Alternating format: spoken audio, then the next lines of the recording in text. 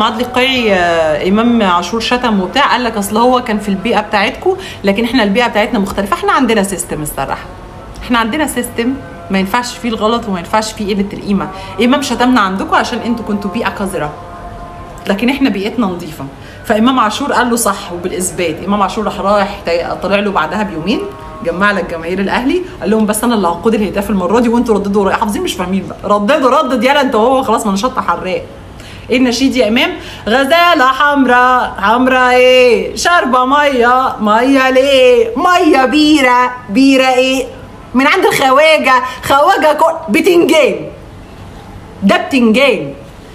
ما هو لو انت مركز وفاهم وعقلك فيك هتفهم ان النشيد ده اهانه ليك، ده بيحط عليك في بيتك. لو ازاي معاكم هنبتدي نحلل واحده واحده كده كل الفيديو من اوله لاخره. نبتدي بحته امام عاشور. امام عاشور لما كان عندكم يا ست الناس يا طيبه يا كويسه كان بيخوض في الاعراض وبيتكلم بشتايم باقذر الفاظ. غلط عندنا في الاغنيه وقال كلمه كبيره، انا مش مع الكلمه تماما، بس تعالي نتفرج على بقيه الاغاني اللي موجوده في مصر كلها شغاله ازاي. وبالمناسبه انا ما بشجعهاش ولا بسمعها ولا عايز اسمعها ولا هسمعها لاولادي. الكلمه غلط غلط، بس هو ما خدش في اعراض. هنقول ان هو غلطان لتاني مره وبعد ان هو غلطان، بس هو ما خدش في اعراض. ولو بنتكلم على حته التشجيع اللي هو اللعب راح للتشجيع لحته ثانيه، تحب اجيب لك فيديوهات شيكابالا الاسطوره بتاعتكم بيعمل مع جمهور الزمالك مش الاهلي، الزمالك ايه؟ وجمهور الزمالك كان بيرد عليه بيقول ايه؟ تحب اقول لك بتاع دوت شيكابالا الاسطوره برده بتاعكم كان بيتكلم مع حسن شحاته ازاي؟ الرمز الكبير بتاعنا كلنا مش الاهلي بس ولا الزمالك، ده رمز مصر كلها حسن شحاته. تحب نجيب لك الفيديوهات دي ولا فاكراها ولا نسياها ولا وضعك ايه؟ بنفصل على مزاجنا لحد ما وصل الموضوع انه بعض الانديه وصل بيها الامر ان هي بتفضل مصلحتها الشخصيه عن مصلحه المنتخب. النادي الاهلي لما المنتخب الاولمبي طلب منه اللعيبه قال لك لا مش هديك امام عاشور ومش هديك محمد عبد المنعم، هتديني مين يا باشا؟ هطلع لك بيان يبان فيه ان انا يهمني مصلحه المنتخب وان انا وطني موت، وعلشان ما تحسش ان انا بفضل مصلحتي الشخصيه عن مصلحه المنتخب فلازم اثبت ان انا وطني. هنزل لك البيان اضحك بيه على الدقون وعلى بعض الجماهير اللي بتردد وهي مش فاهمه، وهقول لك فيه ان انا هديك لعيبه. طب هتديني مين؟ هديك 3. مين يا باشا؟ هديك اللعيبه اللي اسمهم ما بيتذكرش في القائمه اصلا، اسمهم ما بيتذكرش في قائمه اي مباراه، انا مش محتاجهم، خدهم علشان ابان ان انا وطني. وفي الحين ونبتدي الحدوته من هنا. كالمعتاد طبعا لازم الناس كلها تبقى شايفه ان الفريق الوحيد اللي فوق كل حاجه هو الاهلي. ليه؟ لان هو مش عايز يودي اللعيبه بتاعته، وطول الفيديو بتاعها الاهلي الاهلي الاهلي الاهلي الاهلي الاهلي. طب ما في فريق تاني رافض ان هو يبعت اللعيبه بتاعته، بيراميدز، ولا ده مش في الدوري؟ ولا ده ما بينافسش؟ ولا دوت ما بالنسبه لكم عادي ان هو يكسب الدوري لكن الاهلي ما يكسبش الدوري؟ ولا ايه بالظبط؟ هو مصطفى فتحي دوت مش بيراميدز رفض ان هو يبعته؟ ومعاه ألف حق لأن هو لعيب فوق السن. طيب نجيب حاجة تانية. طب إبراهيم عادل اللي هو أصلا في المنتخب الأولمبي بالفعل، زي ما الأهلي كده وافق يبعت اللعيبة بتاعت المنتخب الأولمبي اللي من ضمنهم كوكا. البيراميدز بقى رفض إبراهيم عادل أصلا، بس ليه؟ لأن هو مقاوم الرئيسي للفريق وواحد من الأعمدة بتاعت الفريق اللي بينافس رسميا على الدوري. فأنا ما أقدرش ألوم على بيراميدز في حاجة، بس نجيب سيرة الأهلي. لكن بيراميدز لا، الأهلي مش وطني لكن بيراميدز وطني. انت يا ستي ربنا مقدركم وبتنافسوا في المركز السابع ولا الثامن ولا ال11 باين، ومش فارق معاكم بايعين قضيه، مش هنجيب السيره دي، انتوا ناس وطنيه وبعتين. طب رساله بيراميدز فين؟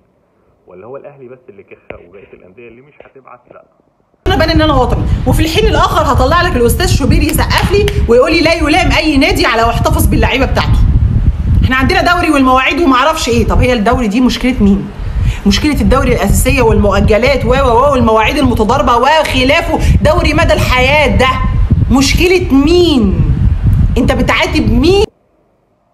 طبعا احمد شوبير بيطبل للاهلي، انا واحد من الناس ما بحبش احمد شوبير ومعاكي الف حق، بس على حسب كلامك يعني انا هجيب لك واحد تاني في نفس القناه بس زملكاوي، هو اللي هيرد عليكي وهيقول لك ليه من حق الاهلي انه ما يبعتش اللعيبه بتاعته الكبار، لكن بتوع الاولمبي انا واحد من الناس بقول لازم يروح، ما ينفعش الاهلي يرفض. زيزو والى الاولمبياد تحديدا حتى هذه اللحظه الاستقرار كان على انضمام لعيبه كبيره للمنتخب الاولمبي اللي هم زيزو، امام عاشور، محمد عبد المنعم. الاهلي رفض تواجد محمد عبد المنعم وامام عاشور. الزمالك مرحب بتواجد زيزو، زيزو نفسه مرحب، فبنسبه 99.9 زيزو واحد من الاسماء الكبيره المنضمه الى قائمه المنتخب الاولمبي اللي سيتم اعلانها بكره او بعد غد بمشيئه الله الخميس المقبل للمشاركه في اولمبياد باريس. ان شاء الله ربنا يكرمهم ويوفقهم ويرجعوا لنا بانجاز ان شاء الله يكون مشرف للكره المصريه.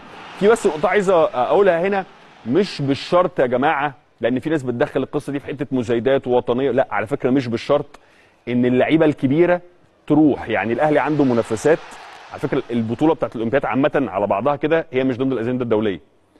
انت هتودي الاهلي هيقول لك هودي لعيبتي عادي اللي هو كوكا وحمزه علاء وكريم الدبيس، بس انا عندي منافسات وماتشات فاصله في بطوله الدوري قدام بيراميدز، مش هينفع اسيب اللعيبه بتاعتي. على فكره ده حاصل مع امبابي في ريال مدريد، حصل مع ليفربول مع محمد صلاح، حصل مع طرابزون التركي مع تريزيجيه، حصل على فكره المنتخب الاولمبي بعت لكل اللعيبه اللي بره، مصطفى محمد بكل الناس دي انديتها رفضت، غير طبعا الاصابه اللي عند مصطفى محمد.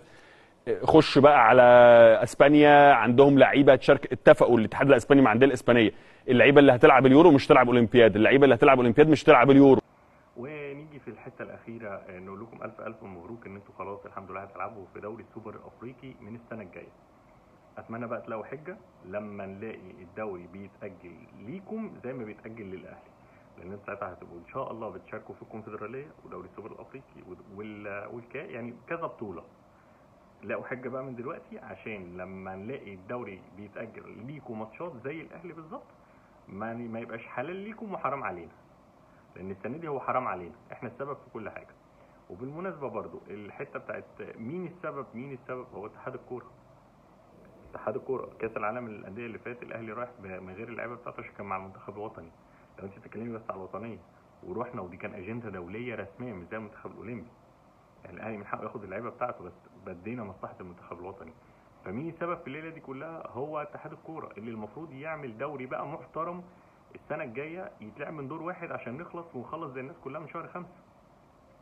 الناس كلها خلصت شهر 5 بيلعبوا اليورو وهيلعبوا الاولمبياد والناس مريحه بعد ده كله، وفي الاخر هيبتدوا في شهر 8. انما احنا الدوري بيخلص في 9 بيبتدي في 10. يعني انتوا متخيلين ايه؟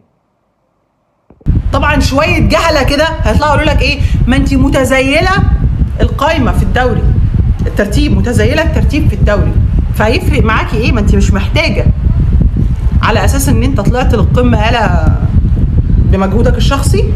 انت طلعت القمه ازاي؟ انت يوم ما طلعت القمه طلعتها عشان بيتفصل لك، طلعتها عشان بيجيبوا لك الانديه التي تنافس على الهبوط رايح جاي، تاخدهم رايح جاي تموتهم رايح جاي، تكتسب ثقه، تكتسب نقاط، تبدا تطلع ولما تطلع فوق يبقى ربنا يحلها.